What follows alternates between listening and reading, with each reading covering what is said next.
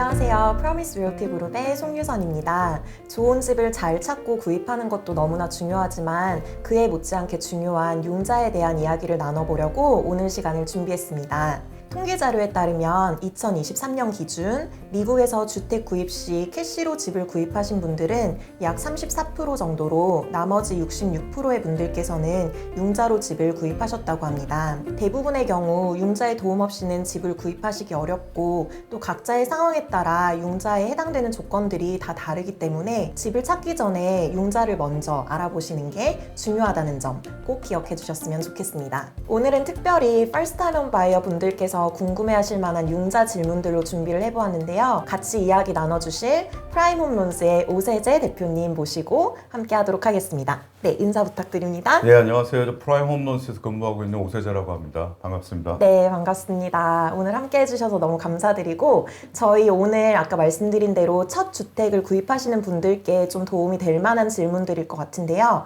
우선 저희가 집을 먼저 알아보기 전에 융자를 우선적으로 알아봐야 되는 중요한 이유를 설명해 주시면 좋을 것 같아요. 일단 뭐 여러 가지 이유가 있겠습니다만 지금 2022년도 중순 이후로 지금 계속해서 이자가 높게 그리고 아주 많이 높았을 땐 8%까지 갔다가 이제 좀 내려갔다가 요 최근에 또 올라가고 있는데 중요한 건 이 이자율 변동에 따라서 자기가 퀄리피케이션을 받을 때 당시에 가능했던 융자 금액보다 줄어들 수도 있게 되고 이자가 높아지게 되기 때문에 그래서 내가 주택 구입을 하는 그 시점에 어느 정도까지 구입할 수 있는지를 미리 조금 더 광범위하게 미리 알아놓는 게 그리고 준비를 해놓는 게 확실하게 내가 융자 실패 없이 잘 클로징을 할 수 있는 방법이 되기 때문에 미리 알아봐서 본인의 크레딧을 올릴 수 있으면 올려놔야 되는 거고 그 다음에 다운페이 같은 거에 대한 준비 그리고 한국이나 기타 패밀리로부터 받는 기프트에 관련되는 것들 이런 부분들이 나중에 이제 닥쳐서 하는 것보다는 지금 미리 준비를 해놓는 게 훨씬 더 수월하고 무난하게 갈 수 있기 때문에 중요한 과정이라고 할 수가 있죠.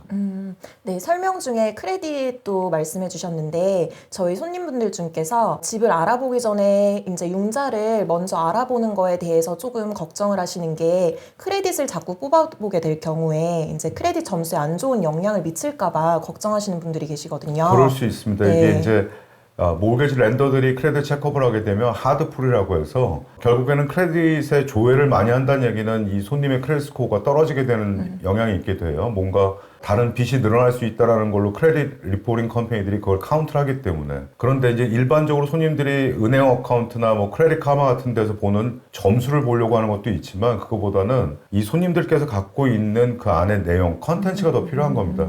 매월 나가는 거에 대한 페이먼트가 얼마가 나가고 있고 그다음에 좀 네게티브한 좀 안 좋은 거에 대한 거 영향이 있는 어카운트가 있는지 그중에 제일 중요한 거는 매월 나가는 지출에 대한 거를 정확하게 알아야만 어떻게 조정을 하시고 그다음에 어떻게 준비를 해야 되는가에 대한 부분을 안내를 해드려야 되기 때문에 하드풀을 거친다 하더라도 크레딧이 좋으신 분들은 크게 영향은 없으십니다. 이제 안 좋으신 분들 같은 경우는 안 좋지만 지금부터 준비해서 집 사는 실제 시점에는 더 좋은 점수를 받게 되면 그 점수로 사용할 수가 있기 때문에 하드풀은 한 번은 거쳐야 되는 게 맞다고 봅니다. 네, 감사합니다. 저희 그러면 이제 또 손님분들 중께서 집을 당장 사야겠다라고 하시는 분들도 계시지만 또 지금 살까 말까 고민하시면서 그냥 집을 먼저 좀 보시는 분들이 또 계세요. 예. 근데 그런 분들은 아무래도 융자 상담을 하지 않고 보시기 때문에 Pre-Approval Letter가 손에 없으신 상태로 그렇죠. 집을 보신단 말이에요. 네. 근데 그러다가 정말 운명 같은 집을 만났을 때 네. 오퍼를 바로 넣지 못해서 그 기회를 이제 상실할 수도 놓치는 있고, 네. 그렇죠. 그런 분들이 또 계시거든요. 그렇기 때문에 융자 상담이 먼저가 돼야 된다라는 거. 실제로 프리어프로벌 적어드리는데 아무래도 집이 프리어프로벌 발급해드리는 날짜로 곧바로 결정되지 않다 보니까 요즘에 워낙 셀러들이 강세인 마켓이 유지되다 보니까 셀러들 쪽에서는 이게 최근 걸로 업데이트된 거냐 다시 써서 보내라 이런 경우도 많이 있고 근데 심지어 거기서 이제 프리어프로벌가 준비되어 있지 않은 상태에서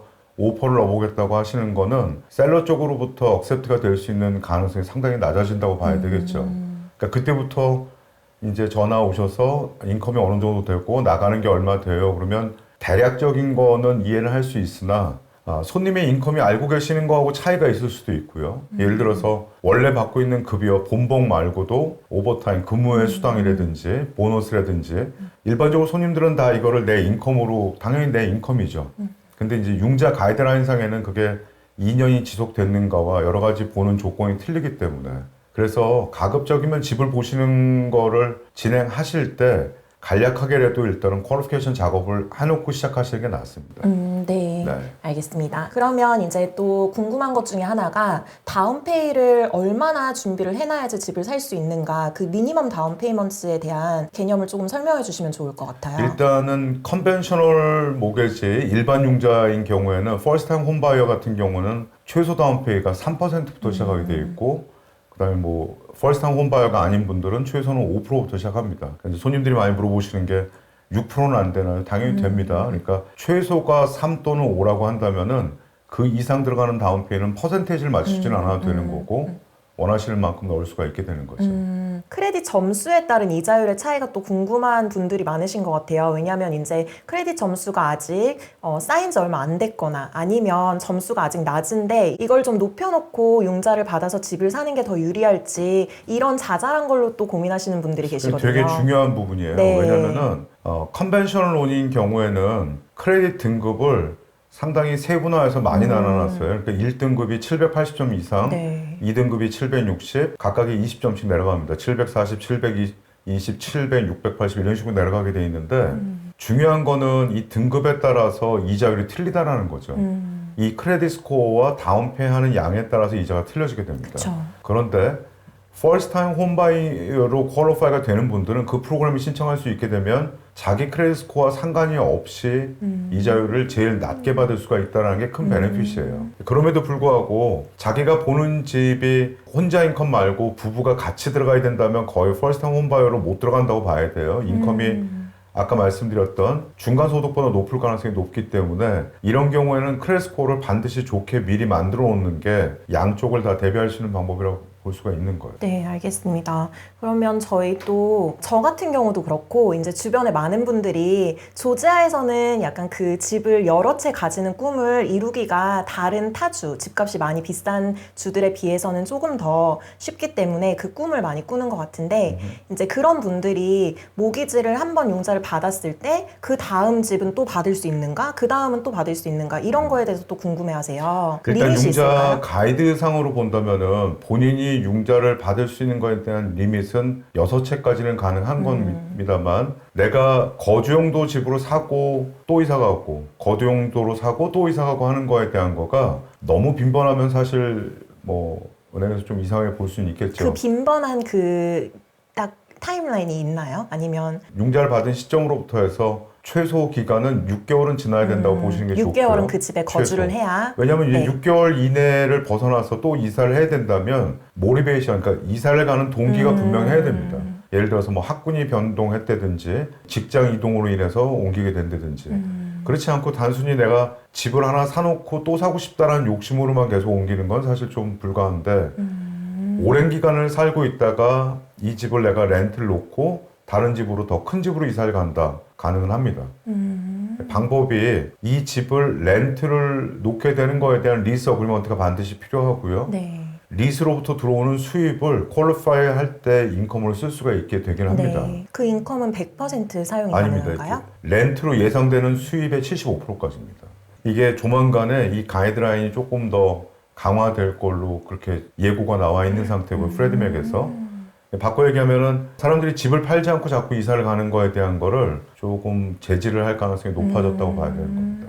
하지만 가능한 거고 예를 네. 들어서 유선시 인컴이 한 달에 한 2만 불이 된다. 현재 내고 있는 모게지 페이먼트와 새로 살 집의 모게지 페이먼트를 내 인컴으로 다 커버할 수가 있고 퀄리파이 문제가 없다면 상관이 없습니다.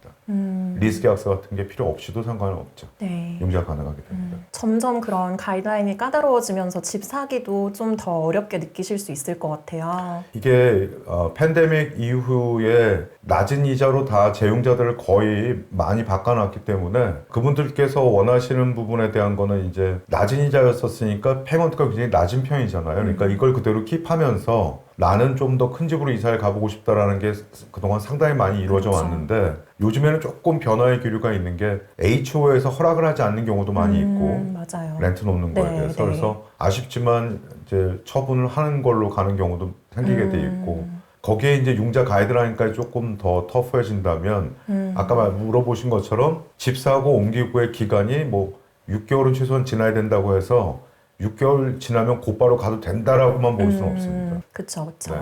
그래서 이제 저희 집을 찾으시는 분들이 지금은 당장 내가 들어서 살 거니까 나는 여기를 떠나지 않을 거야 라는 생각으로 그냥 렌트가 가능한지 아닌지를 알아보지 않고 들어가시는 경우가 많은데 나중에 혹시 이런 삶의 그런 계획이 변경이 되어서 이사를 가야겠다. 근데 렌트를 주고 가야겠다라고 하실 때 렌트가 불가능한 경우들이 되게 많이 있어요. HOA에서. 그렇죠. 그래서 혹시나 이런 삶의 계획이 좀 변경될 가능성이 있는 분들은 그 해당되는 HOA가 렌트가 가능한지 또 알아보시는 것도 중요할 것 같습니다. 그리고 참고로 한 가지를 더 말씀드려야 되는 부분이 융자에는 이제 컨벤셔널 FH론이라는 게 있는데 원래 FH 융자라는 거는 내가 지금 현재 FH 융자를 갖고 있는 현재 집에 이분들은 FH 융자를 다시 받는 거는 원래 안 돼요.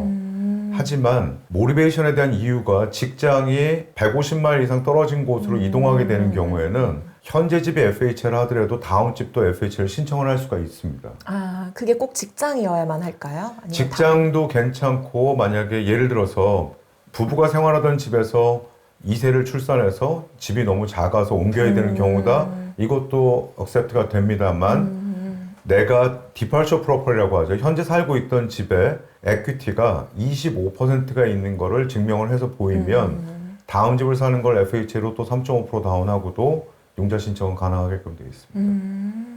네, 너무 감사합니다. 저희 이렇게 질문에 답해주신 내용들이 제 생각에 이제 first time home buyer들, 첫 집을 아직 구입해보지 않으신 분들이 좀 이 집을 사는 거에 대해서 막연하게 두려움을 가지고 겁을 내시는 분들이 많은데 이제 그런 분들한테 좀 많이 도움이 될 만한 내용들이었을 것 같아요. 그렇죠. 크레딧에 대한 부분들을 제일 많이 걱정하시는데 네. 이런 겁니다. 크레딧 점수가 낮은 이유를 정확하게 알면 그거를 충분히 실제 융자 신청이 들어갈 때 더 좋은 조건으로 갈 수 있게끔 미리 내가 확인한다라는 개념으로 보시면은 제일 좋을 것 같아요. 이거를 막연하게 점수만 떨어질 거다고 생각하시면 안 되고 크레딧 스코어가 낮은 이유가 뭔지 뭐 밸런스가 높다든지 뭐 그다음에 최근에 크레딧 조회 기록이 많다든지 이런 것들을 미리 조사하고 집을 보는 동안 준비를 하고 있으면 지금보다 더 좋은 조건을 갈 수가 있게 됩니다. 네, 그래서 지금 당장 집을 사려고 하지 않으시는 분들도 이제 본인의 상황에 따라서 이런 많은 조건들이 또 달라질 수 있다는 거 기억하시고 언제라도 융자 상담을 먼저 받아보시는 거를 강력히 추천을 드립니다. 네, 그래서 편하게 연락 드리셔도 되겠죠? 네. 그래서 연락처 띄워드릴 테니까 뭐 연락하셔서 편하게 융자 상담 먼저 받아보시면 좋을 것 같습니다. 네, 오늘 함께 해주셔서 너무 감사드리고 네. 다음 시간에 또 함께 해주시면 감사드리겠습니다. 감사합니다. 감사합니다.